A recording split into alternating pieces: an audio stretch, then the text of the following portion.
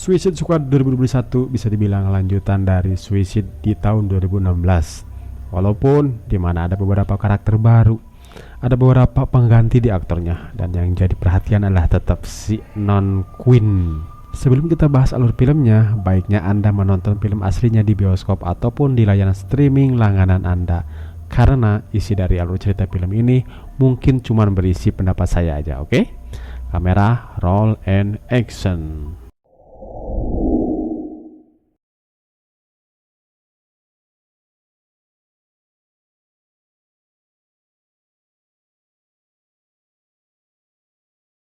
Cerita diawali dari sebuah kapal yang menurunkan beberapa orang, dan mereka ternyata adalah salah satu tim untuk masuk ke sebuah pulau. Tim tersebut dikepalai oleh Rick Flag, dan mereka adalah semua tahanan dari sebuah penjara yang super ekstra ketat, seketat celana dalam. Mereka adalah Sapan, si ahli bela diri dengan tangan kosong. Lalu ada Kapten Boomerang, yang sesuai namanya bertempur dengan menggunakan bumerang, bukan dengan gehu. Lalu ada si Javelin, seseorang dengan seragam biru muda, dan tidak ada hubungan dengan balon udara. Lalu ada si Blackguard, dan seorang wanita yang mirip-mirip dengan alien ataupun mutan. Ada juga TDK, dan yang paling aneh adalah Whistle, seekor musang yang dikategorikan bukan manusia dan tidak termasuk spesies alien. Juga tidak ada di golongan mutan. Mungkin dia adalah siluman musang. Dan tentunya idola semua orang, biduan binal Harley Quinn. Mereka mendarat di pantai dan siluman musang mati seketika karena siluman satu ini tidak bisa berenang. Dan ternyata Blackguard telah mengkhianati tim. Dia mencoba membuat kontak dengan tentara di pulau, tapi naasnya dia malah dibabat duluan. Sapan terlihat frustasi melihat timnya berguguran. Mongal meraih heli tapi malah membuat bencana besar buat tim. Dia terpanggang bersama heli yang meledak bersama Boomer. TDK tak luput jadi sasaran peluru. Begitu pula Javelin. Sapan mencoba lari dengan berenang, tapi sayang room control meledakkan kepalanya. Dari beberapa anggota tim, hanya Queen dan Flag yang masih hidup. Queen ditangkap para tentara. Aduh, lebar, dan Flag pun sama, ditangkap juga. Ternyata di sisi lain ada sebuah tim sungguhan memasuki pulau. Mereka adalah si Bloodsport, sang ketua tim. Peacemaker, si tukang perdamaian yang suka membunuh orang. Ironi memang. Lalu ada King Shark, yang konon keturunan Dewa Hiu, dewa baru mungkin ya, ataupun mungkin siluman hiu. Lalu ada si Kaso, si pengendali tikus. Dan terakhir Polka Dot Man, penjahat aneh yang bisa mengeluarkan dot-dot dari tubuhnya. Mereka dipaksa memasuki pulau Karto Meltisi, sebuah negara yang beberapa minggu lalu dikudeta oleh Jenderal Luna. Bukan Luna cantik yang ada di kita ya. Dan dia mengkudeta bersama Jenderal Mateo Suarez. Tentunya bukan Suarez pemain bola itu juga. Tim ini ditugaskan menuju sebuah bangunan yang diberi nama Jotunheim, sebuah bangunan mirip cerbong asap untuk menghentikan proyek Starfish yang membahayakan dunia. Setelah beristirahat semalaman, tim Bloodsport kembali melanjutkan misinya, dan control room yang dipimpin oleh Waller menemukan jejak Flag. Mereka ditugaskan untuk menyelamatkan Flag dan harus melenyapkan semua pasukan musuh. King Shark melahap orang. Lapar belum sarapan mungkin karena tukang gehunya belum buka. Bloodsport bergandengan dengan Peacemaker, tapi ternyata mereka bersaing. Akhirnya mereka menemukan Flag di sebuah gubuk. Flag sedang asik minum teh bersama Solaria. Ternyata Solaria ini yang menyelamatkan Flag. Solaria adalah pemimpin camp perjuangan kemerdekaan yang pasukannya sekejap lenyap oleh tim Bloodsport. Dan Solaria ini bukan tukang sol yang gemar minum Solaria. Sementara setelah Queen ditangkap, dia ternyata didandani. Dia disambut layaknya seorang ratu. Namanya juga Queen. Queen disambut sang presiden baru di istananya. Lalu mereka mamam siang dan bercumbu bersama burung-burung koleksi sang presiden. Presiden mencoba melamar Queen, Dan ya, Queen pun membalasnya. Presiden kembali memainkan burung spesialnya dan mereka berdua membuat kerusuhan di ruangan tersebut. Sepertinya sang presiden menembaknya beberapa kali. Setelah lelah bertempur, presiden menerangkan kehendak dan kahayangnya tentang proyek Starfish.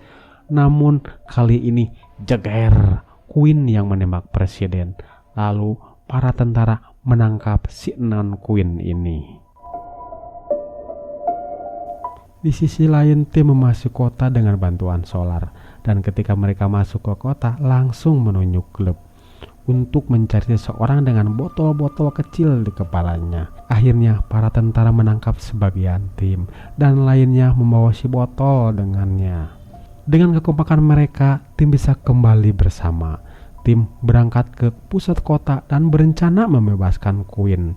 Sementara Queen disetrum oleh sang jenderal sehingga membuat dia terkulai pingsan, apalagi habis bertempur dengan almarhum presiden ya. Tapi akhirnya Queen bisa melepaskan diri dari sang eksekutor botak dengan jenggot panjangnya.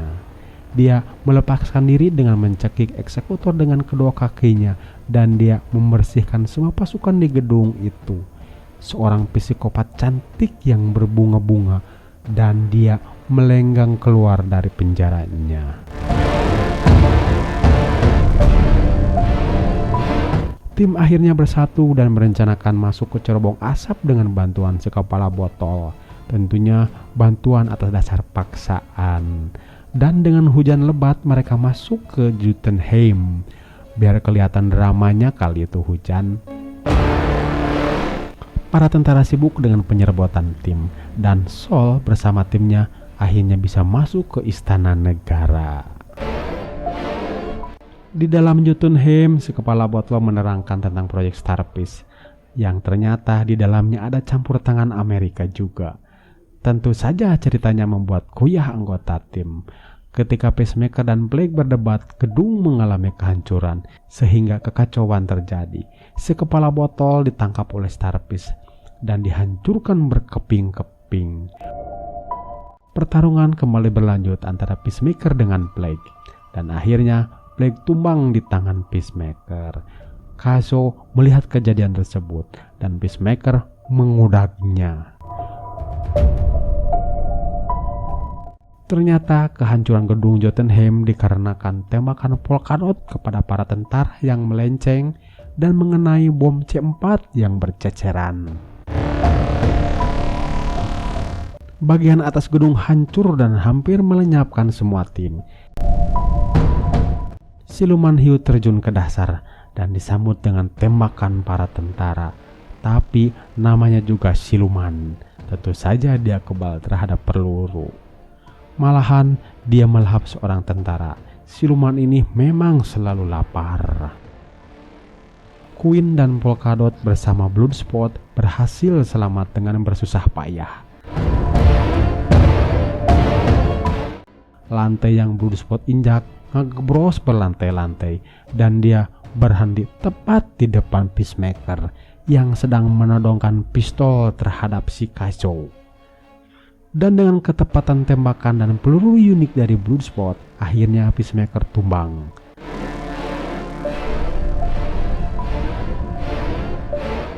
Tim berkumpul dan Jotunheim kembali bergoyang. Ternyata Starfish mencoba keluar dari gedung.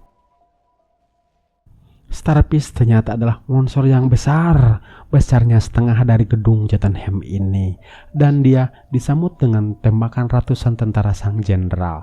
Tapi percuma, siluman ini pun kebal terhadap peluru. Siluman ini mengeluarkan ratusan tentaranya dari keteknya dan menyerang para pasukan jenderal.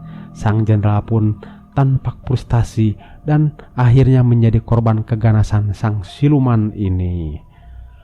Tim selamat dari serangan siluman karena mereka menutupi wajah mereka masing-masing. Tak lama para pasukan kembali hidup dengan wajah bertopeng bintang satu mata dan sang siluman bintang berencana untuk menguasai kota. Dia berjalan menuju kota bersama pasukannya dan kembali mengeluarkan antek tentara dari keteknya. Wah, asku haseumna anjir. Tim berkomunikasi dengan Waller dan memberitahu kejadian di lapangan, tapi Waller tidak memperdulikannya karena itu bukan tanggung jawabnya. Bloodsport membawa timnya keluar, tapi mereka tak tahan dengan jeritan warga. Tim kembali menuju kota dan Waller pun menentang apa yang dilakukan tim. Waller mengancam akan menghancurkan tim, tapi mereka tidak mengindahkan ancaman Waller. Ketika Waller akan menekan tombol, ternyata para anak buah Waller menghantamnya sehingga membuat Waller KO. Tim penjahat ini kemudian mengejar siluman bintang. Bloodsport mengeluarkan senjatanya. Kali ini Paul. Senjatanya menjadi paling besar dan paling canggih. Namun sayang, siluman ini kebal. Queen menyerang ke bagian atas, sementara siluman hiu menyerang karena laparnya. Nam-nam. Dan Polkadot pun mengeluarkan dot-dotnya dan melukai sang siluman bintang. Tapi tak lama kaki siluman menghantamnya. King Shark dijerat dan dihantamkan ke sebuah gedung, sehingga gedung roboh dan menghantam Queen. Warga yang telah menjadi antek siluman menyerang Bloodsport. Mereka layaknya zombie. Lalu Koja mengeluarkan senjatanya dan muncullah jutaan tikus menyerang sang siluman bintang, sehingga siluman pun kewalahan.